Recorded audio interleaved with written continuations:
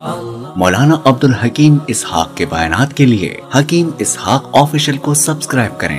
مولانا عبدالحکیم اسحاق۔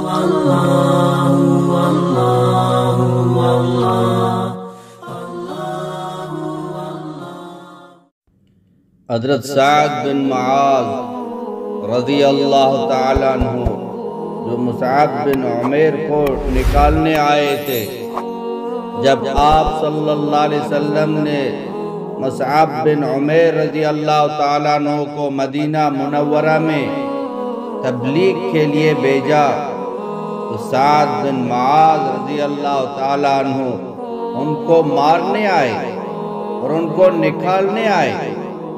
تم ہمارے دین کو خراب کرنے آئے ہو۔ جب ان کا یعنی سعد بن معاذ رضی اللہ تعالیٰ عنہ کا انتقال ہوا تو جبرائیل علیہ السلام آئے، یا رسول اللہ صلی اللہ علیہ وسلم، آج کون فوت ہوا ہے؟ آپ علیہ السلام نے کہا پتہ نہیں کیا بات ہے۔ کہا اللہ کا عرش ہل گیا ان کی موت پر، اہتز عرش الرحمن بموت سعد۔ حضور اکرم صلی اللہ علیہ وسلم نے فرمایا سعد بیمار تھا، اس کا پتہ کر لو۔ پتہ کیا تو ان کا انتقال ہو گیا تھا۔ تو آپ صلی اللہ علیہ وسلم مسجد سے ایسی تیزی کے ساتھ دوڑے کہ صحابہ کرام رضی اللہ تعالی عنہم اجمعین کے جوتوں کے تسمے ٹوٹ گئے، چادریں گر گئی۔ یا رسول اللہ صلی اللہ علیہ وسلم، آپ نے تھکا دیا۔ آپ صلی اللہ علیہ وسلم فرمانے لگے جلدی کرو، مجھے خطرہ ہے کہ فرشتے سعد کو غسل نہ دیں اور ہم محروم ہو جائیں۔ یہ کون ہے؟ یہ محمد الرسول اللہ صلی اللہ علیہ وسلم کے ماننے والے ہیں۔ یہ مقام اپنے پیسے سے نہیں،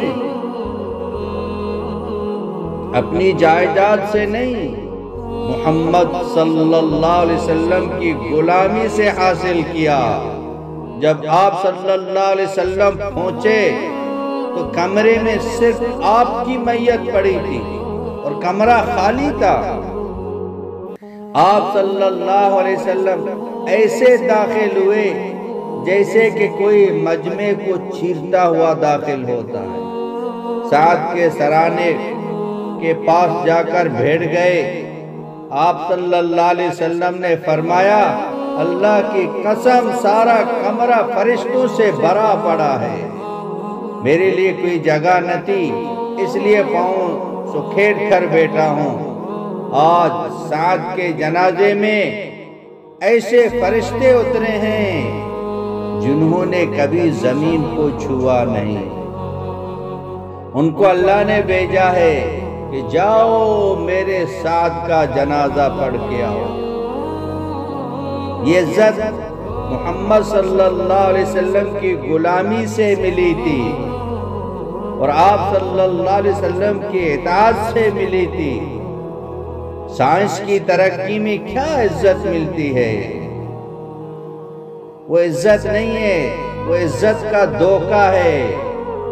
وہ کامیابی نہیں ہے، کامیابی کا دھوکہ ہے۔ حضور صلی اللہ علیہ وسلم کی غلامی میں دنیا میں بھی عزت اور آخرت میں بھی عبدالآباد کی عزت ملے گی۔ باقی جو عزتیں ہیں وہ عزت نہیں ہیں، عزت کی دھوکے ہیں۔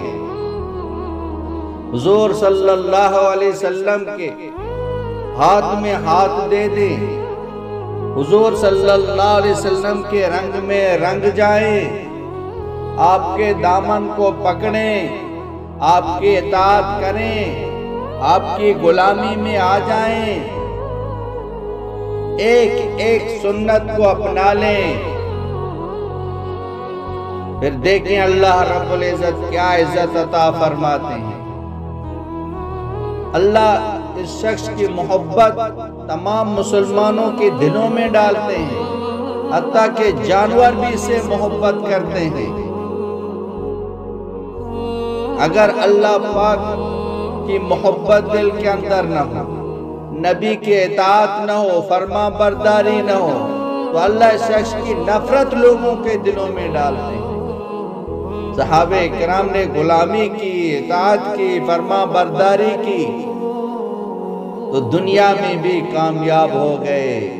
اللہ نے دکھا دی، کیا عزت دی، اس کے موت کی وجہ سے اللہ کا عرش ہل گیا۔ اتنا بڑا عرش، سب سے بڑی مخلوق اللہ کا عرش ہے، وَهُوَ رَبُّ الْعَرْشِ الْعَظِيمِ۔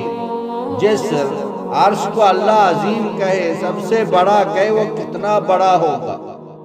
وہ عرش سعد کی موت کی وجہ سے ہل گیا۔ جنہوں نے محنت کی تھی، انہوں نے قربانیاں دی تھی، اپنے آپ کو بنایا تھا، زندگی بدل گئی۔ دوسروں پر محنت کی، دوسروں کی زندگیاں بھی بدل گئی۔ آج اللہ نے وہ دن دکھایا۔ مولانا عبد الحکیم اسحاق کے بیانات کے لیے حکیم اسحاق آفیشل کو سبسکرائب کریں۔ مولانا عبد الحکیم اسحاق